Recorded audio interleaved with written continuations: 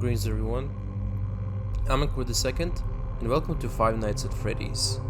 It's literally 10 years old today, which is insane to say, and I've been planning to do this series for a long time at this point, but just kinda never got around to it. But what better time than literally on the day of the anniversary to start?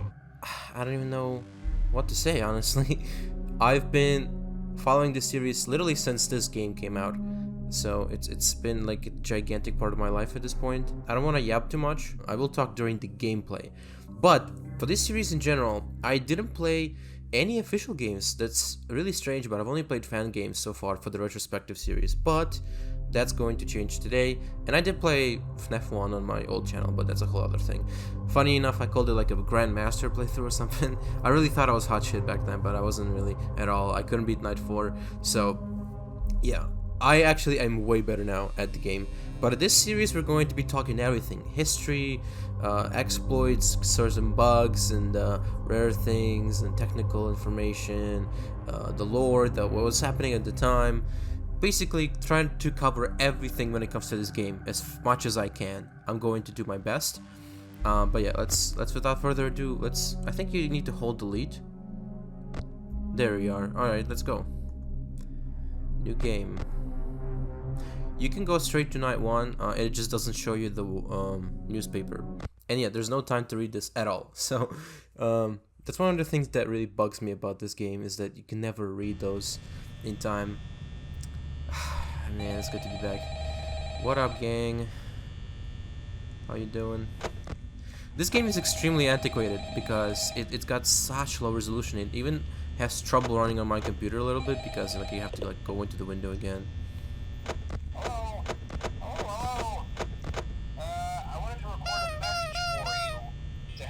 Settled in on your first night. I actually worked in that office before you. I'm finishing up my last week now, as a matter of fact, so I know it can be a bit overwhelming, but I'm here to tell you there's nothing to worry about. You'll be fine. So let's just focus on getting you through your first week, okay? Let's see. First, there's an introductory greeting from the company that I'm supposed to read. It's kind of a legal thing, you know. Welcome to Freddy Fazbear's Pizza, a magical place for kids and grown-ups alike, where fantasy and fun come to life. Fazbear Entertainment is not responsible for damage to property or person. Upon discovering that damage or death has occurred, a missing person report will be filed within 90 days, or as soon as property and premises have been thoroughly cleaned and bleached, and the carpets have been replaced. Blah, blah, blah. Now, that might sound bad, I know, but there's really nothing to worry about. The animatronic characters here do get a bit quirky at night, but do I blame them? No. If I were forced to sing those same stupid songs for 20 years and I never got a bath, I'd probably be a bit irritable at night too. So remember, these characters hold a special place in the hearts of children, and we need to show them a little respect, right? Okay. So just be aware, the characters do tend to wander a bit. They're left in some kind of free roaming mode at night. Something about their servos locking up if they get turned off for too long. They used to be allowed to walk around during the day too, but then there was the bite of 87. Yeah. It's amazing that the human body can live without the frontal lobe, you know? Now concerning your safety, the only real risk to you as a night watchman here, if any, is the fact that these characters, if they happen to see you after hours, probably won't recognize you as a person. They'll most likely see you as a metal endoskeleton without its costume on. Now, since that's against the rules here at Freddy Fazbear's Pizza, they'll probably try to forcefully stuff you inside a Freddy Fazbear suit. Now, that wouldn't be so bad if the suits themselves weren't filled with crossbeams, wires, and animatronic devices, especially around the facial area. So you can imagine how having your head forcefully pressed inside one of those could cause a bit of discomfort and death. The only parts of you that would likely see the light of day again would be your eyeballs and teeth that pop out in front of the mask. Yeah, they don't tell you these things when you sign up.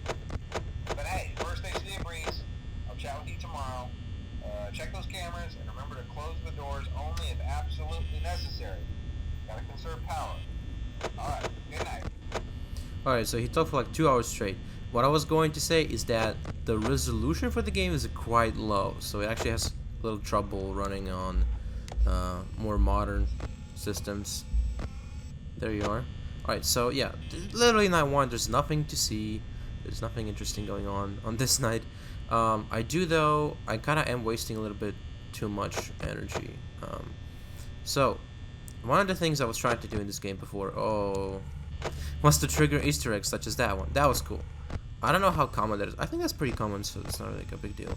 But there's a lot of different things on different cameras. That specifically the Golden Freddy poster is obviously the biggest one. I did see a video where some guy managed to get it like 3 times in a row, which was absolutely crazy. It's really impossible to do on purpose because it doesn't actually rely on renewing the camera at all. Like you would think, right? But actually no, because it changes every second. So literally you can be on this camera watching it and then the poster will change to the Golden Freddy version, and it has like nothing to do with whether the camera is refreshed or not. So actually it's kind of like difficult to get because it's completely by chance. Where's Bonnie, by the way? He's here. Yeah, there's nothing to worry about on this night. Honestly, this game is extremely easy now that we know how it works. It's like hilariously easy because it's funny, like looking back on Markiplier trying to beat the 20 mode and almost giving up, spending what, 9 hours on it or 7 hours, because well, the people didn't know about cam stalling, and it makes it like hilariously simple. Basically, I can use this strategy for every night. I just don't feel like it because, you know, the early nights I kind of just want to walk around, have a little bit of fun, maybe even catch some Easter eggs if possible. I mean, this is a really cool location. All these renders are extremely awesome, so it's just kind of cool to look at them. We got some hallucinations as well. They used to really freak me out back in the day. I would like drop what I'm doing. I would start making mistakes. It was just that freaky. But you know, obviously now I'm not that scared by it.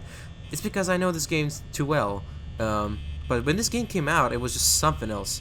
It was so unlike any other horror game ever, and I think that's what people are missing about it when talking about the game at the moment, because everyone talks about the lore or how the mascot horror genre, whatever the fuck you want to call it, began with this game.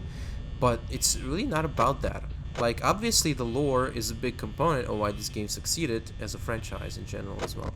But what I think really solidified success in this game's case is the mechanics, like the gameplay. This is extremely unique gameplay. Because every single horror game up to this point, I'm doing amazing on power, by the way, it was about running from monsters, and it was all free roam. But this game is just literally, you're stuck in this room, and you can't go anywhere, and that's what it is. That's what makes it epic. I keep hearing footsteps. I'm still not quite like used to the footsteps specifically. I know you can use them to basically tell where they are as well, but that's if you're really good at the game. I'm not quite there. I assume that was Chica. Nope, never mind, that was Bonnie. But yeah, Chica, as you can hear, is in the kitchen. It's crazy how a lot of people do not connect the dots, but like I think I pretty quickly grasped on what the sound effects mean. Some of them are random. There's a couple random ones, but these are very specific. The pots clanking, that's Chica in the kitchen. Sorry, my mouse is like weirdly jerky today, so if my movements seem strange, that's probably why. Or if I seem slow, it's because I'm trying to find the mouse. I don't know why my mouse is weird today, but 40% at 5 AM. This is like a bit too good, almost. How am I this good? But yeah. Alright. I haven't looked at the camera for too long, I think. There he is. Yeah. Also, can I see Freddy being weird? Yeah, there he is. Dude, I love that. That's one of the creepiest parts of this game, is just Freddy looking at you like that. That is so scary. It loses its impact when it does do that quite a lot. When like you have a lot of them looking at you, but like that one specifically is just so strong because you can just see he turns his whole body just to look at you like that, because everyone else is gone. So it can freak you out when you're not used to this. I want to kind of just like know where Bonnie is. It doesn't matter at all where they are, really, because eventually they're gonna get to you. That's kind of the horror of the whole game, is that you're powerless to stop them. You can't run away. Them coming to you is an inevitability, which I think is the main reason why FNaF 3 didn't work. But I'll talk about that later when we play that game specifically. That's night 1 for y'all. This was extremely simple, obviously, but you know, even simpler than For most people who played it the first time. I can probably do 2 nights in one video, why not? Let's say hi to Phone Guy again. And I'm sorry for flipping the camera so much, but I'm just like trying to win.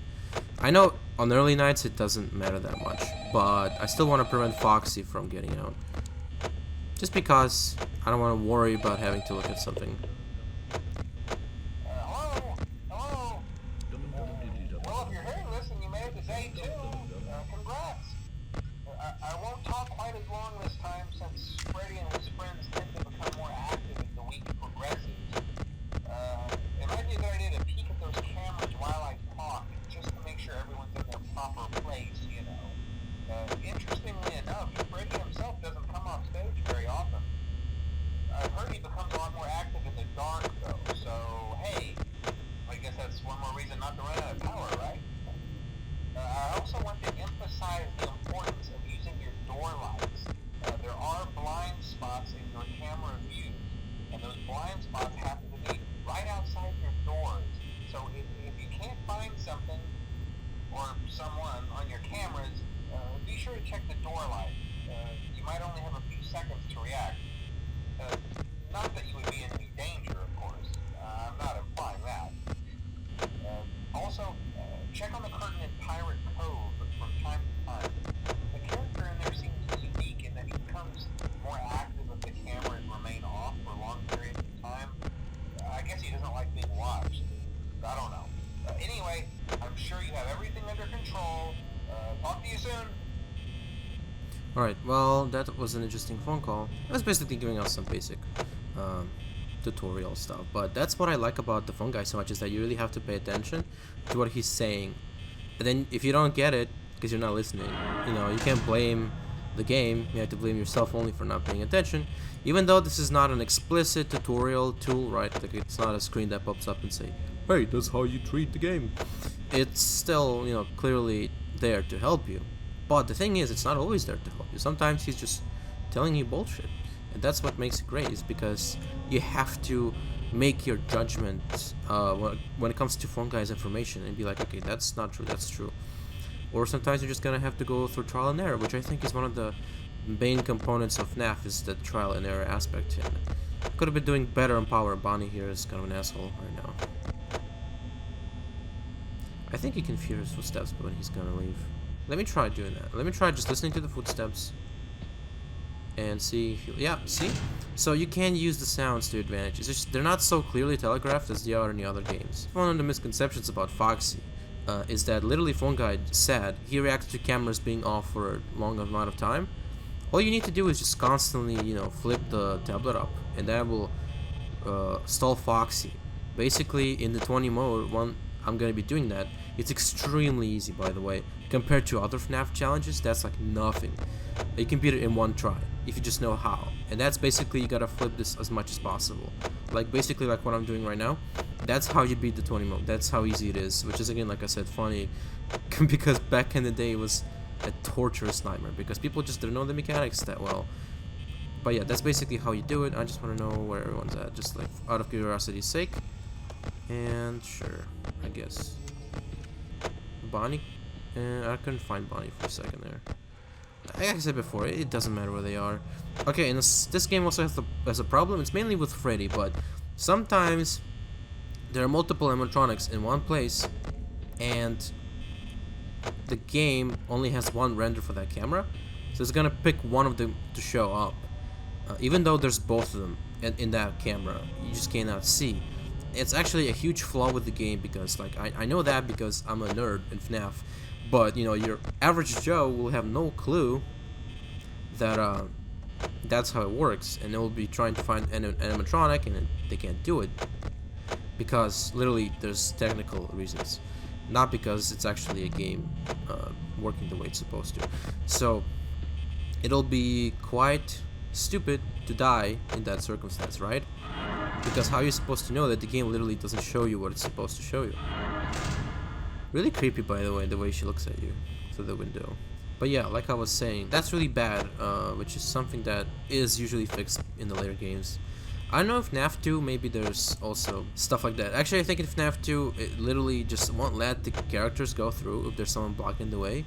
Because the way Scott made these games is that he made like full-on renders for every state, especially in the first one. In the second one, he did like a transparent background on jump scares. Wow, I'm kind of doing badly on power. Look, as long as I have like 35 at 4, those should be fine. So basically, the metric I use, which is extremely reliable in my opinion, is 80% by 1 is good. No less. Then you have like 65 by 3 by 2, sorry, is good. Then 50% by 3 a.m. is good, and then 35% by 4 a.m. is good. So I'm still doing good, and it's like 20% at 5 a.m. That's what you should be going for.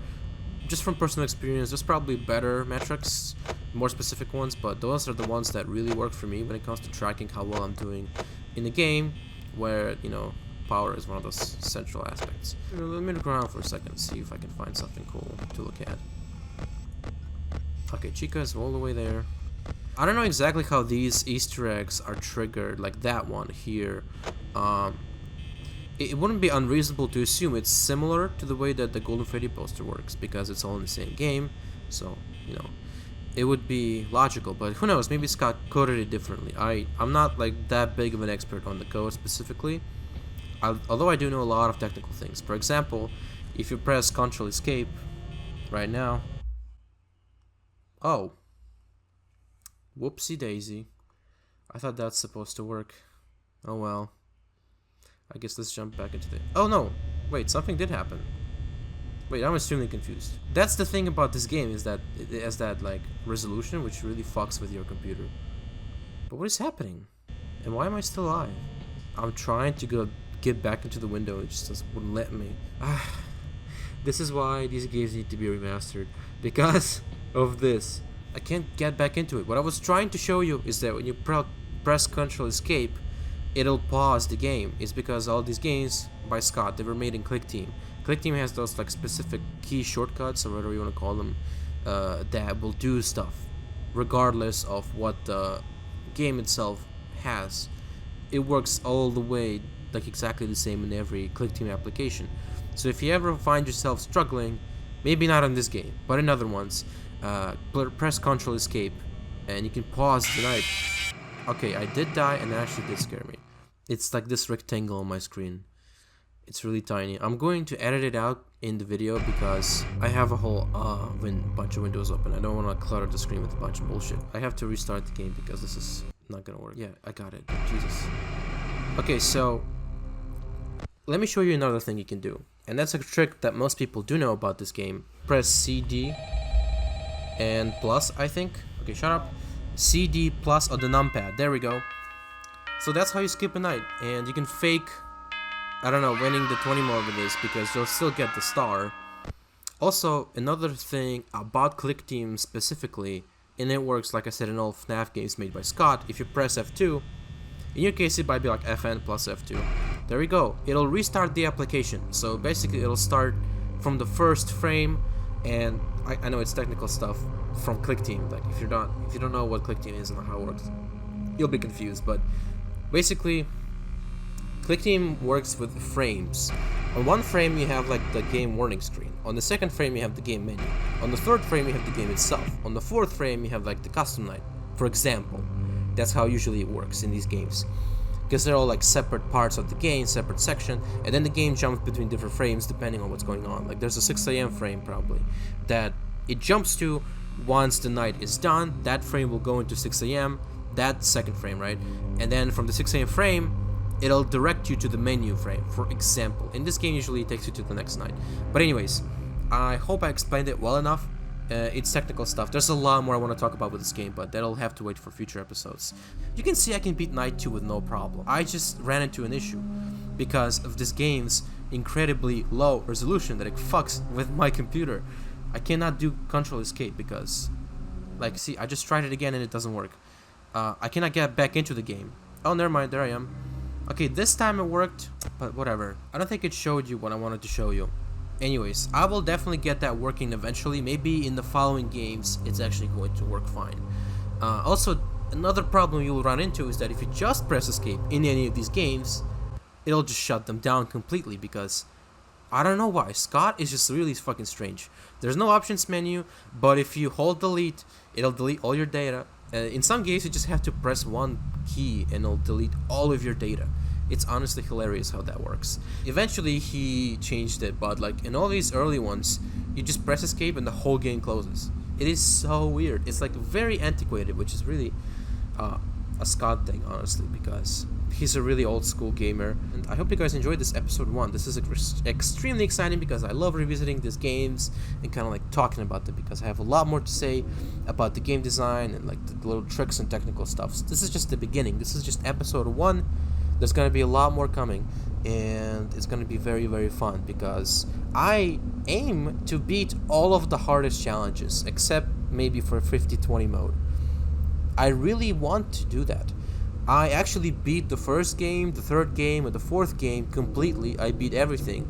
In Sister Location and FNaF 2, I almost beat everything, and I could get close. And I will try to actually beat these really, really hard challenges for you. And like I said, I'll try to cover as much of these games as I possibly can, because there's so much to talk about. Especially now that it's been 10 years. There's a lot that's changed and been recontextualized over time. So I'm extremely excited to explore that with you. And yeah, sorry, I know there's no game right now. I'm speaking over a void or something. I don't know, maybe I'll put something in the edit to look at. But anyways, that's it. That's been episode 1 of the Five Nights at Freddy's 1 retrospective. Hope you guys enjoyed. Don't forget to smash subscribe, ring my bell, and as always, stay happy birthday, Freddy Fazbear. 10 years.